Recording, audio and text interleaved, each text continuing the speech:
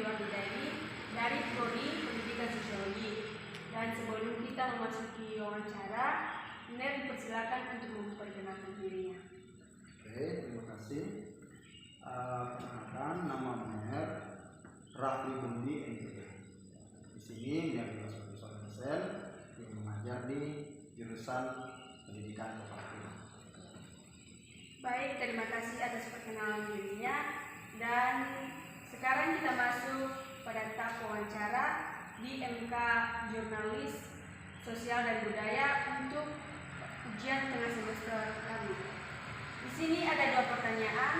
Dan pertanyaan yang pertama yaitu apakah akreditasi itu penting, dan terus apakah berpengaruh saat masuk ke dunia kerja nantinya? Mohon dijawab. Akreditasi itu sangat penting. Makanya di setiap universitas itu ditanyakan pada pertama ketika kita akan melamar pekerjaan, di mana saja akan ditanya akreditasnya apa. Dia ada berarti berapa kategori? Ada dari kategori terdaftar hanya di BAN PTN, ada juga sebagai terakreditas C, terdaftar juga akreditasnya B atau A. Jadi akreditas ini menunjukkan spesifik masing-masing dari jurusan atau fakultas. Jadi akreditas ini sangat penting. Jadi ketika kita masuk tes CPNS, di situ di persyaratan pasti dimintakan akreditasnya apa. Ketika dia dinyatakan A berarti lolos, B juga lolos. Atau seperti apa itu nanti tergantung sesuai dengan jurusan yang kita masuk. Pekerjaan apa mereka. Jadi akreditas itu sangat diperlukan. Baik, terima kasih Ner atas jawabannya. Sekarang kita masuk pada pertanyaan yang kedua, yaitu apakah pendidikan online itu efektif?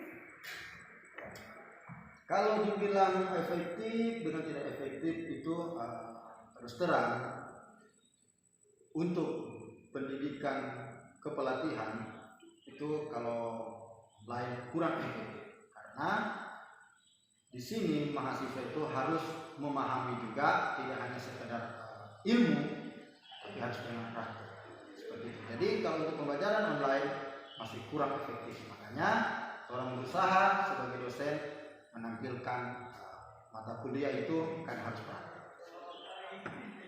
Baik, terima kasih atas jawaban-jawabannya Ner, dan terima kasih juga atas kesempatan dan waktunya. Sekian dari wawancara pada hari ini. Saya pamit. Baik, pada saat ini saya lagi berada di Kelurahan Maesa Unima, dan saat ini juga saya akan mewawancarai salah seorang petani yang berada di sini. Selamat siang, Bu. Selamat siang. Maaf mengganggu waktunya. Perkenalkan, nama saya Celian Junior Nidaili dari Prodi Pendidikan Sosiologi.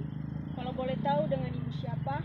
Kalau nama Ibu Juliati, Ibu sudah berkeluarga dan Ibu punya anak satu. Ibu, saya akan mewawancarai Ibu untuk menyukseskan UTS saya nantinya. Dan di sini saya memiliki dua pertanyaan untuk Ibu. Pertanyaan yang pertama yaitu, apa yang menjadi motivasi Ibu dalam bertani atau berkebun, rica atau cabai? Apakah mendapatkan penghasilan yang besar atau bagaimana? Ya Dek, yang menjadi dorongan saya atau motivasi saya untuk menanam cabai ini, salah satunya itu bagian dalam penanamannya, tidak membutuhkan waktu yang cukup lama, dan bagian dari keberuntungan bisa mencukupi kebutuhan kita sehari-hari, dan kita tidak usah lagi membeli di pasar, apalagi di pasar sekarang mahal dan cabainya pun tidak banyak. Makanya saya mempunyai motivasi untuk tetap menanam cabai. Baik Bu, terima kasih atas jawabannya.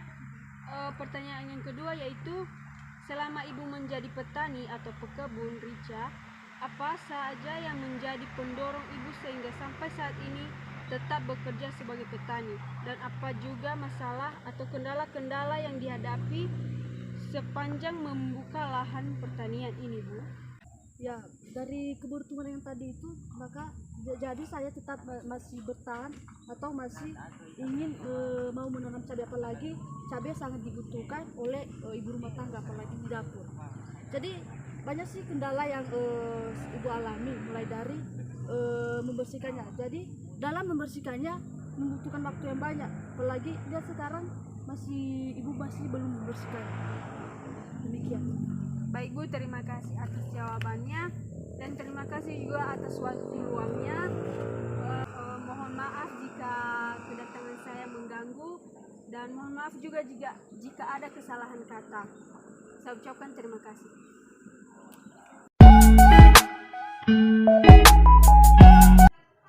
Baik, sekarang kita akan masuk pada soal nomor 2 yaitu rumus 5W1H.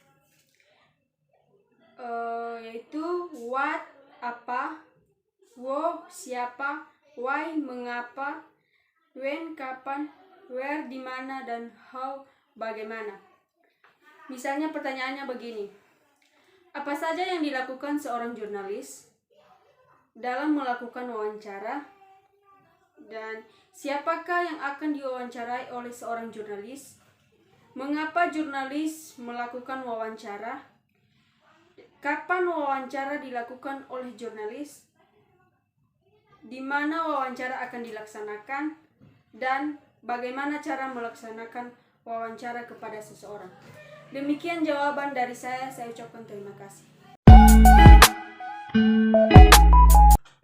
Baik, saya akan melanjutkan materi tentang pembelajaran online. Pembelajaran learning adalah konsep pembelajaran jarak jauh yang memanfaatkan teknologi digital. Umumnya, konsep belajar tersebut menggunakan aplikasi learning maupun website untuk menyampaikan materi belajar dan tugas antara guru dan murid. Pada masa saat ini yang sedang digunakan adalah masa pembelajaran online, di mana pembelajaran online ini dimulai diberlakukan sejak adanya COVID-19.